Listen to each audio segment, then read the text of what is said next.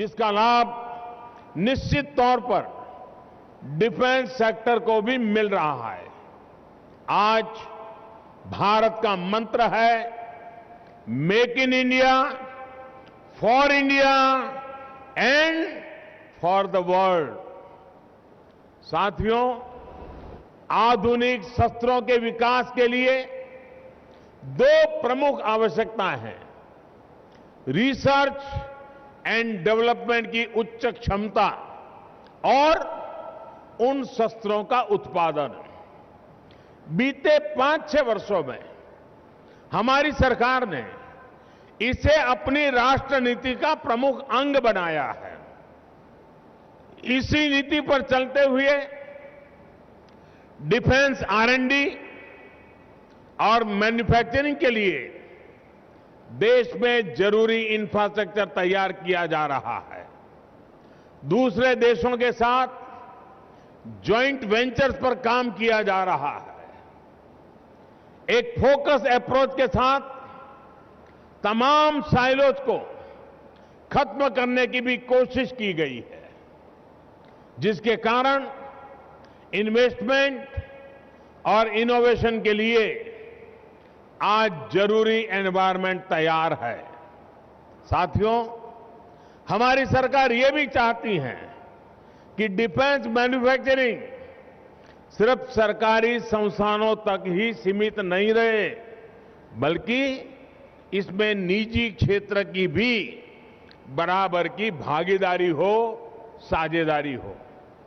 मैं समझता हूं कि उपयोगकर्ता और उत्पादक यानी यूजर एंड प्रोड्यूसर के बीच भागीदारी से राष्ट्रीय सुरक्षा को और अधिक शक्तिशाली बनाया जा सकता है। इस कार्य में भारत तथा विदेश के निजी उद्योग अपना योगदान कर सकते हैं। पहले डिफेंस मैन्युफैक्चरिंग में प्राइवेट सेक्टर को टेस्टिंग इंफ्रास्ट्रक्चर की बहुत समस्याएं आती थी। इसके लिए अब रास्ते खोले गए हैं और डीआरडीओ में भारतीय उद्योगों के लिए बिना चार्ज के ट्रांसफर ऑफ टेक्नोलॉजी की नीति बनाई गई है।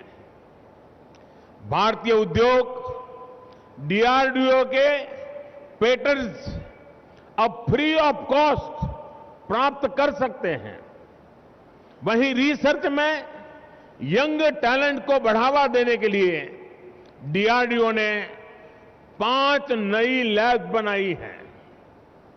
उन्हें 35 साल से कम उम्र के युवा ही मैनेज भी कर रहे हैं और इनमें रिसर्च भी कर रहे हैं।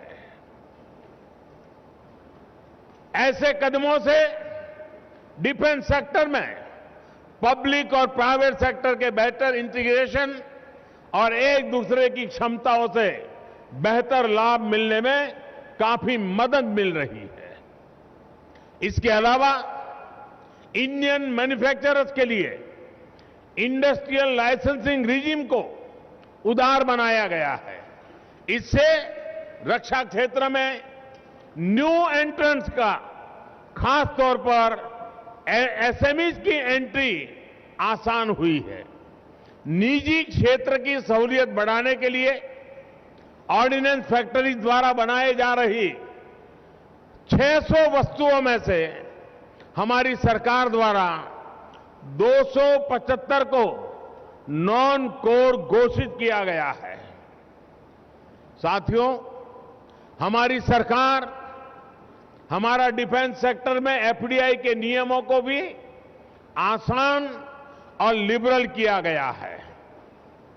अब डिफेंस सेक्टर में 100% फॉरेन डायरेक्ट इन्वेस्टमेंट का रास्ता साफ हुआ है, जिसमें से 49% ऑटोमेटिक रूट से संभव हो सकता है।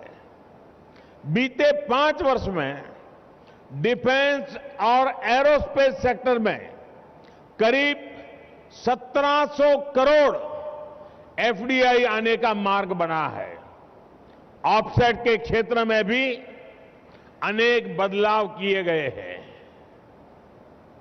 ऑफसेट गाइडलाइंस को और ज्यादा फ्लेक्सिबल बनाया गया है।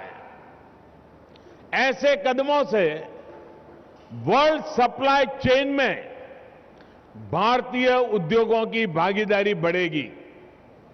दुनिया के टॉप डिफेंस मैन्युफैक्चरर्स को अधिक कॉम्पिटिटिव इंडियन पार्टनर्स मिलेंगे।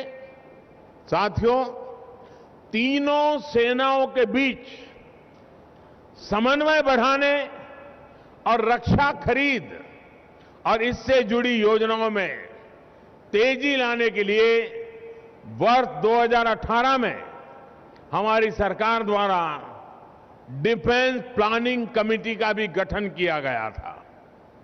बीते 8 महीने में पॉलिसी रिफॉर्म का ये सिलसिला और तेज हुआ है। चीफ ऑफ डिफेंस स्टाफ और डिपार्टमेंट ऑफ मिलिट्री अफेयर्स के बनने से डिमांड और मैन्युफैक्चरिंग की प्रक्रिया और आसान होने वाली है। इनका निश्चित लाभ डिफेंस सेक्टर से जुड़े उद्योगों को होगा और इस सेक्टर में इन्वेस्ट करने के इच्छुक आप सभी इन्वेस्टर्स को होगा।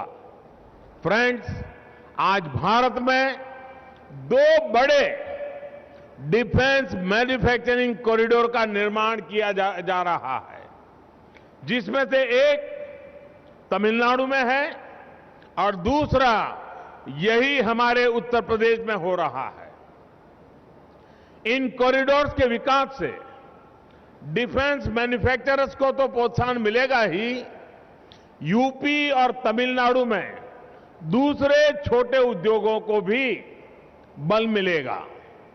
इसके अलावा युवाओं को रोजगार के लाखों नए अवसर भी अवश्य मिलेंगे।